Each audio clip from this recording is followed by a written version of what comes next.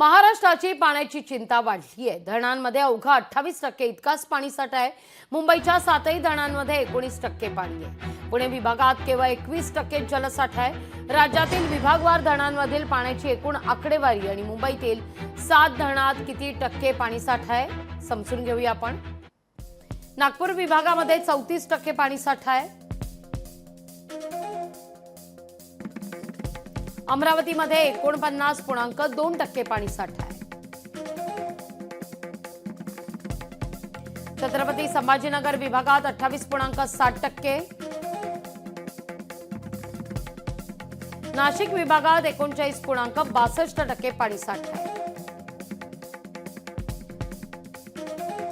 पुणे विभागात 22.53%, कोकण विभागात 38.43% पाणीसाठा आहे।